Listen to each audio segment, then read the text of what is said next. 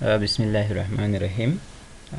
خو دوستانو تاسو ټولو د روغتیا او ژوند په هیله بیا هم امان وصال یم در سره د تیرو ویډیوګانو د تیرو درسونو د لړۍ په دوام سره نن هم د آر لنګویج آر سافټویر پاتې درس مخته وړو او کوم بخښنه چې پاتې دي هغه مخته وړو انشاءالله او عمل به کار کوو پراکټیکل ډیټا به راوړو او به انالایز کوو. صحیح ده. راځم خپل پریزنټیشن ته. تیرو درسونو کې موږ یو انټروډکشن کړی و د هر پروګرامینګ لنګویج چې ته وایي. په دې پروګرام کې موږ لاندې موضوعات باندې بحث کوو. سټاټیسټیکل ټولز اینډ ډیټا انالایسیس باندې کار کوو او په یو کې چې کوم د استفاده کېږي سافټویر نه هغه یو آر لنګویج ده او اس پی اس اس ده او کوبو ټولز دي چې د ډیټا انالایز او ډیټا لپاره استفاده کېږي، د انلاین ډیټا انالایز لپاره استفاده کېږي کوبو ټولز. بیا بل سبجیکټ پلان بیډینګ ټکنیکس دي، کوانټیټیټیو جینیټکس. وروسته له ډیټا کلیکشن څخه ډیټا انالایز مهم ده تر څو موږ یو صحیح سلیکشن وکړو او په بیسیک ریسرچ کې یا په بیډینګ پروګرام کې د هغو لپاره چې کوم سافټویرونه استفاده کېږي، اپلیکیشنونه استفاده کېږي، هغه یو سټار ده، اس پی اس اس ده، پلان بیډینګ ټولز دي، انډوسټیټ ده. بیا هم دریم موضوع چې موږ وایو پلان بایوټیکنالوجي ده، هغه موکولر بیډینګ سافټویر چې پکې استفاده کېږي په یو باندې بحث کوو او هغه خپله کوم ټولز چې دی په دې برخه کې استفاده کېږي هغه به مخته وړو انشاءالله. هم به عملي مخته ځو، هم به نظري مخته ځو تر څو تاسو په آینده کې هم په درد باندې وخوړاسي. صحیح ده. موږ وایو چې هر لنګویج د سټاټیسټیکل ټولز اینډ ډیټا انالایز لپاره استفاده کېږي او دلته ما یو مثال یو پیکچر مې راوړی ده چې د language of data science. موږ وایو چې هر لنګویج ده یا هر سافټویر دا د ډیټا ساینس یا د بیگ ډیټا د انالایز لپاره استفاده کېږي او ډیری ارګنایزیشن انجوګانې دې هم په دې باندې کار کوي. د بیگ ډیټا چې دوی لري هغه که غواړي هغه په اسانۍ سره انالایز کړي، ریپورټینګ ګرافیکل ټولز یې راوړي، ما پلاس راوړي، هغو لپاره هر لنګویج استفاده کوي. صحیح ده. نو موږ دا د ډیټا انالایز لپاره یو ښه ټولز دی. لیکچر کې کوم آوټلاین باندې چې موږ کار کوو، انټروډکشن به وي چې مخکې هم ویلی ده، انسټالیشن به وي د آر او سیټینګ به وي، هغه به څنګه په ډایرکټري کې هغه څنګه سیټ کول ده او بل به موږ کار وکړو امپورټ ډیټا انټو آر ته موږ څنګه ډیټا امپورټ کولی شو تر څو هغه باندې موږ څنګه وکړو انالایز وکړو. صحیح ده. انټروډکشن موږ د آر ویلی خو بیا هم ځینې شیان پکې شاید پکې تاسو ته نوي وي. د آر سیسټم فار سټیسټیکل کمپیوټینګ ټولز لپاره موږ وایو چې استفاده کېږي د احصایوي محاسبې لپاره، یوز فار ډیټا انالایسیس اینډ ګرافس لپاره. او پری سافټویر یو خصوصیات یې دا دی چې دا پرې تاسو کولی شئ څنګه وکړئ، لاسته راوړئ، سورس ته کوم دغو ته اړتیا نه لري، ستاسو هغه خریداري کوي او یا یو وخت سره تاسو هغه د اپګریډ لپاره تاسو نه پیسې واخلي. صحیح ده.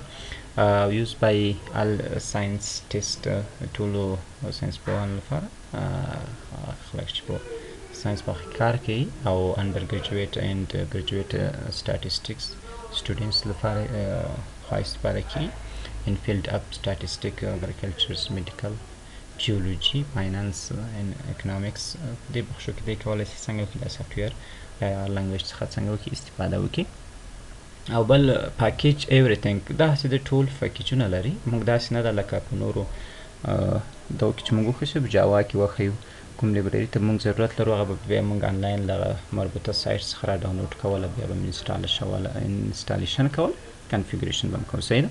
دلته خپله د آر لنګویج لپاره کوم چې دغو استفاده کېږي هغه خپل همدا خصوصیات لري. نو ای ډي آی استفاده کېږي، هغه خپله پاکیج لري او هغه پاکیج څنګه وکړي مخ باندې وړي، هغه یوازې تاسو هغلته سرچ کوئ. وروسته له سرچ څخه هغه بیا تاسو چې کله پیدا کړو مربوطه پاکیج یوازې انسټالیشن اپشن درکوي، باندې کلیک کوئ، ډایرکټ یې هغلته انسټال وشي. او تاسو کولی شئ د آر لایبرري یا آر پروجیکټ په دې سایټ کې څنګه کې اویلیبل ده، تاسو کولی شئ د لینک څخه یې څنګه وکړئ را ډاونلوډ کړئ. مونږ وایو چې د آر انسټالیشن کوو چې آر څنګه انسټالیږي. نو مونږ تاسو راځو د آر انسټالیشن ته چې آر څنګه انسټالیږي. آر یو ساده سافټویر دی، پروګرام یې دغه انسټالوو.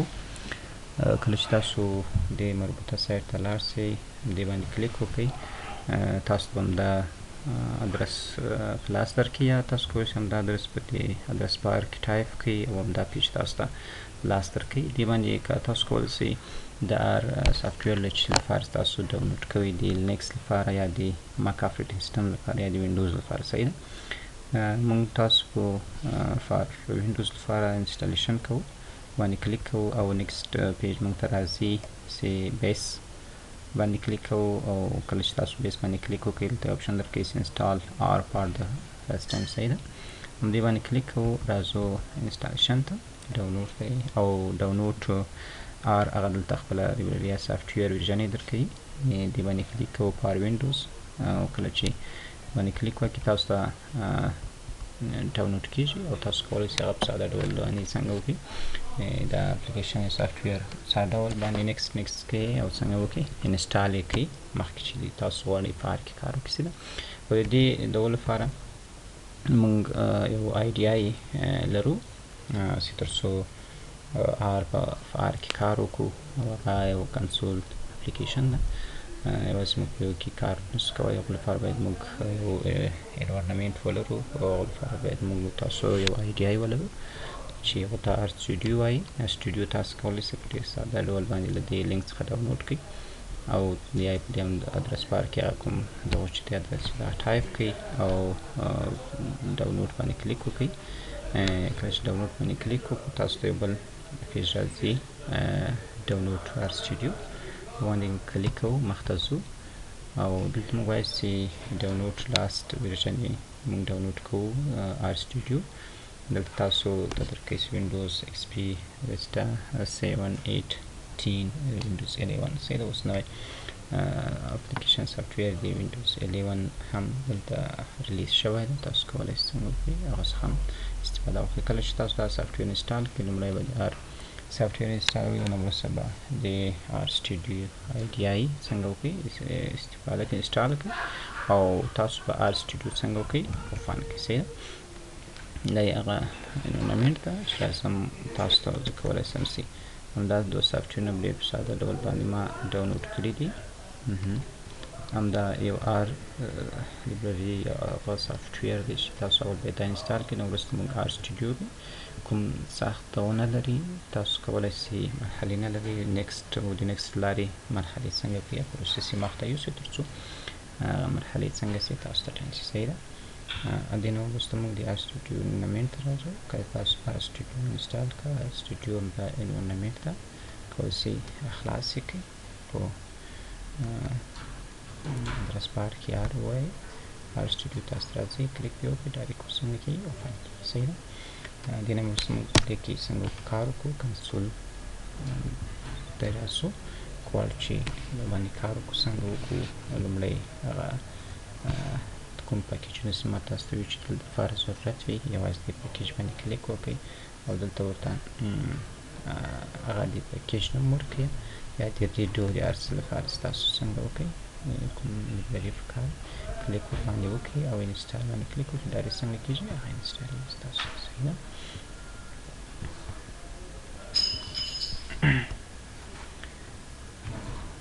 راځم ورکینګ ورک ډایرکټري.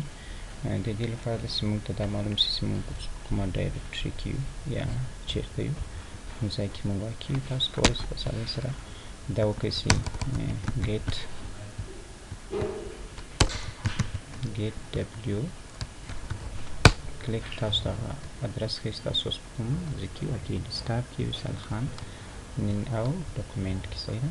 کولی شئ دا ورته څنګه وکړئ سیټ w دا یو خاصیت ده چې تاسو ته خپل هغه کوم لایبرري ویبل چې لري هغه تاسو ته هم څنګه کولی شئ ورکولی شئ، او یا کولی شئ ګرافیکلي لارې هم تاسو ته رسیټ کړئ. سیژن ته راځو او دلته ورته چوز ډایرکټري ته کولی شئ تاسو خپل فایل نه چې چیرته ایښي دي آر سټوډیو کې هغه ورته څنګه وکړئ مشخص کړئ او ورته امپورټ یې کړئ.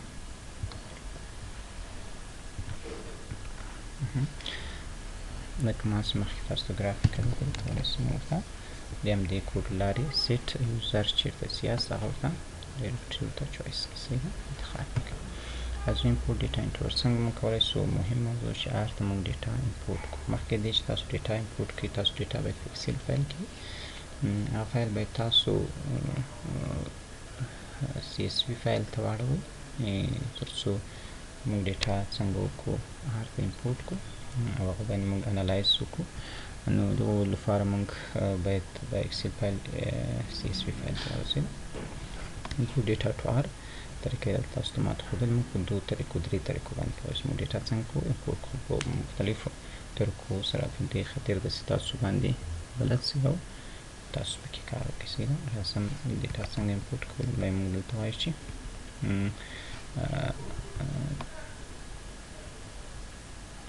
فایل ده خو موږ تاسو لوکیشن پیدا کوو ګیر ته راځو چې موږ ته لوکیشن راکړو صحیح ده زموږ فایل دلته تیار موږ یو اکسل فایل لرو چې دا زما اکسل فایل کې ډیټا ده راسره چې دې ډیټا باندې زه انالایز کوم نو دې نه مخکې چې دا انالایز کړي دا باید څنګه وکړي سیو اس به یې کړي او دلته به یې CSV فایل ته واړوي CSV صحیح ده او سیو به یې وکړي صحیح ده ما دلته خپله له ځان سره یو فایل لرم چې د فیګر 11 په نامه یو CSV فایل کې اکسل دا ډیټا دا مارول تر څو هر ته موږ import کړو صحیح import لومړۍ طریقه موږ کولی شو چې دلته راوړو سیټ کا سیټ ډبلیو او هغه کوم ادرس چې دی موږ ورکړی دی هغه پکې څنګه کوو کاپي کوو یا موږ ورته همدا ادرس څنګه کوو راخلو چې موږ اکسل فایل چیرته پروت یا کوم ډایرکشن صحیح ده کنټرول C او داخلي دلته څنګه کوو دلته یې موږ پیسټ کوو صحیح ده دا سلش موږ چاړو په باک سلش باندې اړو فاروارډ سلش دې خاطر باندې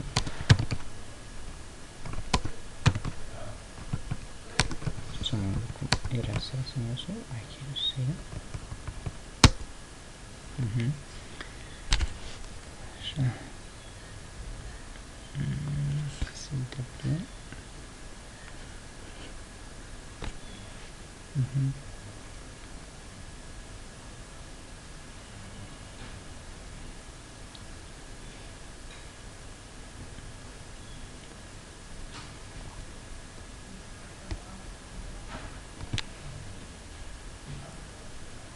دا هم سیټ کوو صحیح ده ګیټ موږ چې دا فایل موږ غواړو سیټ کوو ورته راولو ګیټ یې کوو نو هغه لپاره موږ څنګه کوو دا وکوئ کوو فایل موږ سیټ ډبلیو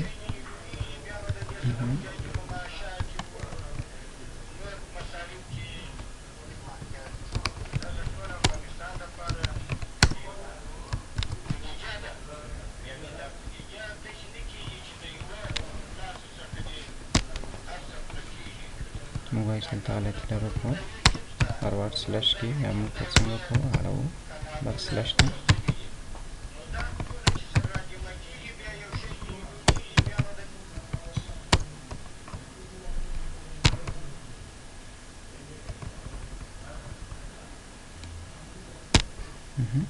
او کولی شو موږ هغه ډیټا څنګه وکړو سیټ یې کوو ورته نو لپاره موږ راځو دلته او هغلته د فایل نوم ورکوو صحیح ده فایل نوم زموږ شي په نامه ده دا نیم موږ راخلو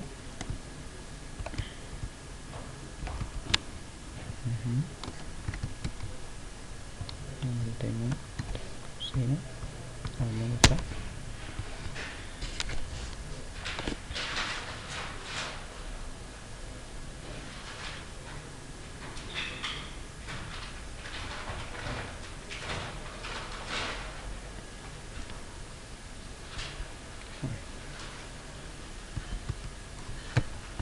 slash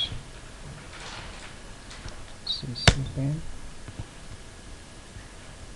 CSV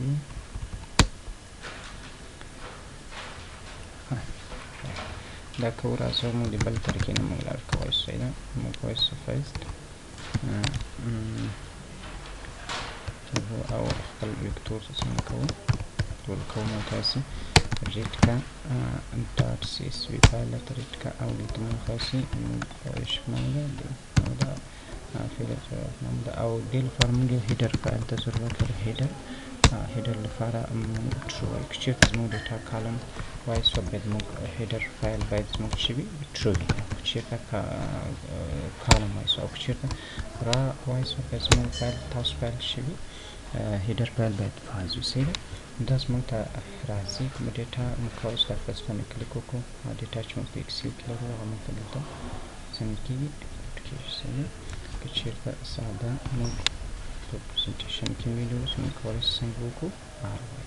که چېرته دا بېرته موږ ویو کړو ویو ګورو څنګه وکړه ورته ویو یې کړه ویو که تاسو چې دی ښایسته څنګه وکړه ورته ویو کړه. صحیح ده. تا ته ویو کېږي او بیا کولی شو همدې لارې دې باندې موږ کلیک وکړو فایل باندې او هغه تا ته ویو سي.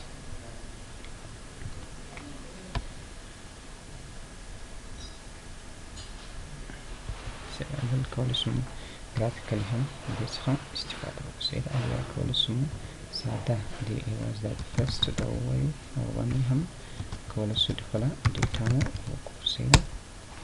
ډیټا چې موږ دلته راغلی ده هغه ټول دلته موږ ته څنګه کېږي راغلی دي. نو لیدلی سئ کوم CSV فایل چې ما جوړ کړی اکسل فایل پروینس او جندر او هر څه موږ وایو. بس او که د ګرافیکل وګورو هم د ویو دې کمانډ لارې موږ کولی شو چې هغه ویو کړو. صحیح ده. نو راځو ګرافیکل موږ هم انپوټ کولی شو چې په دې پرزنټیشن کې ما ته څنګه کولی شو هغه ګرافیکلي موږ راولو. یا کمانډونه مې هم تاسو ته ښودلی شي دا یې کړو. صحیح ده.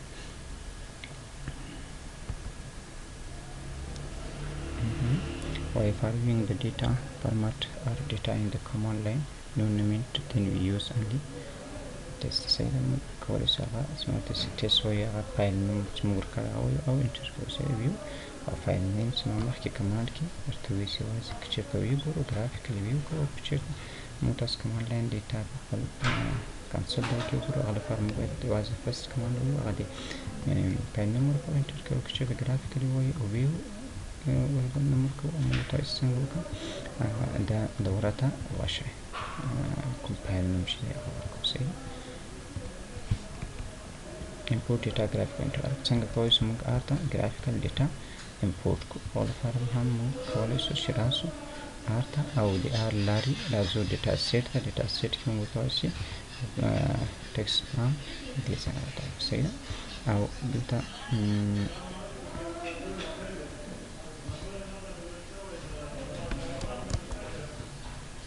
راشو او دلته موږ تاسو فیګر باندې صحیح دا ډیټا موږ څنګه کړې وه دلته موږ راغلو. صحیح ده.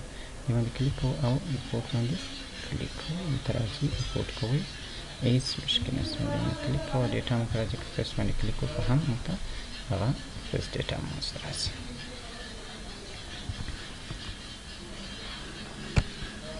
ډېره مننه ستاسو له توجه څخه. انشاءالله په راتلونکو ویډیوګانو کې به موږ لیکچر کې موږ خبرې کوو په دې باندې خبرې کوو چې څنګه موږ کولی شو چې آر اپریشن دې باندې اجرا کړو هغه مرحلې موږ څنګه کوو مخته یوسو چې دې لپاره مهمه ده. او ځینو بخش باندې به موږ هم کار کوو مشخص سافټویر باندې به هم کار کوو. که تاسو چېرته هره پوښتنه لرئ نو ما ته یې کمنټ کړئ او یا هم زما د ایمیل لارې او یا هم د فیسبوک ادرس لارې کولی شئ موږ سره شریک کړي یا هم د دې واتساپ لارې ما ته ووایي تر څو ستاسو غوښتنو ته زه لاسرسی ولرم. ډېره مننه. الله مو مل شه.